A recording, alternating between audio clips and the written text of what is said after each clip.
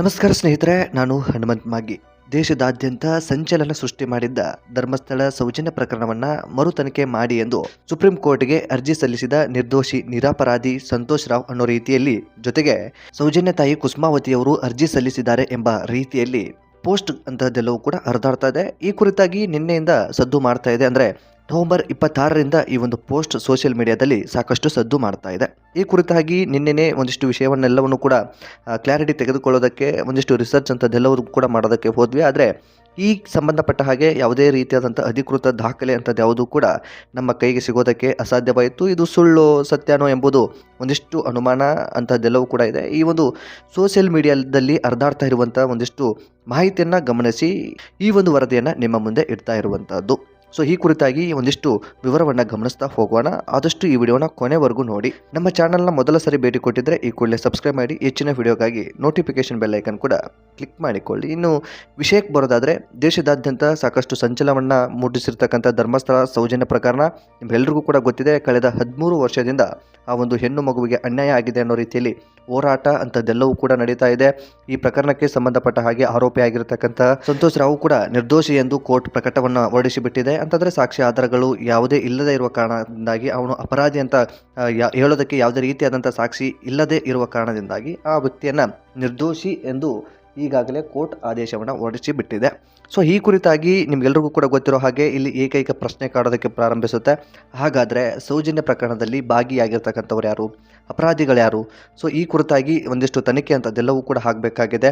So ಈಗಾಗಲೇ ಈ ಒಂದು ಸೌಜನ್ಯ ಪ್ರಕರಣಕ್ಕೆ ಸಂಬಂಧಪಟ್ಟ ಹಾಗೆ ಏನೆಲ್ಲ ಬೆಳವಣಿಗೆಗಳಾಗಿದ್ದಾವೆ ಎಲ್ಲವೂ ಕೂಡ ನಿಮಗೆ ಗೊತ್ತಿರುವಂಥ ವಿಚಾರ.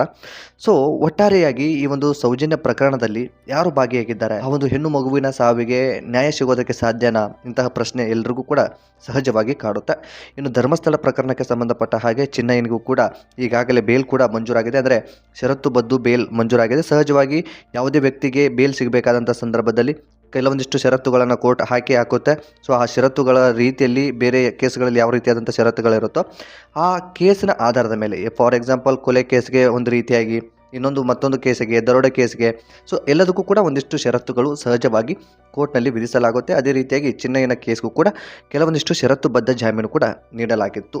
ಸೊ ಈ ಒಂದು ಪ್ರಕರಣಕ್ಕೆ ಸಂಬಂಧಪಟ್ಟ ಹಾಗೆ ಒಟ್ಟಾರೆಯಾಗಿ ಇಲ್ಲಿ ಸೌಜನ್ಯ ಪ್ರಕರಣಕ್ಕೆ ಸಂಬಂಧಪಟ್ಟ ಹಾಗೆ ಮರು ತನಿಖೆ ಆಗಬೇಕು ಅನ್ನೋ ರೀತಿಯಲ್ಲಿ ಸುಪ್ರೀಂ ಕೋರ್ಟ್ಗೆ ಅರ್ಜಿಯನ್ನು ಸೌಜನ್ಯ ತಾಯಿ ಕುಸುಮಾವತಿ, ಅದೇ ರೀತಿಯಾಗಿ ನಿರ್ದೋಷಿ ಅಥವಾ ಸೌಜನ್ಯ ಪ್ರಕರಣದಲ್ಲಿ ನಿರಪರಾಧಿ ಆಗಿರ್ತಕ್ಕಂತಹ ಸಂತೋಷ್ ರಾವ್ ಈಗ ಅರ್ಜಿ ಸಲ್ಲಿಸಿದ್ದಾರೆ ಅನ್ನೋ ರೀತಿ ಸುದ್ದಿ ಹರಿದಾಡ್ತಾ ಇದೆ. ಸೊ ಈ ಕುರಿತಾಗಿ ಒಂದು ಕ್ಲಾರಿಟಿ ಇಲ್ಲ, ಊಹಾಪೋಹ ಮತ್ತು ಸೋಷಿಯಲ್ ಮೀಡಿಯಾದಲ್ಲಿ ಹರಿದಾಡ್ತಾ ಇರುವಂತಹ ಮಾಹಿತಿ ಇದು.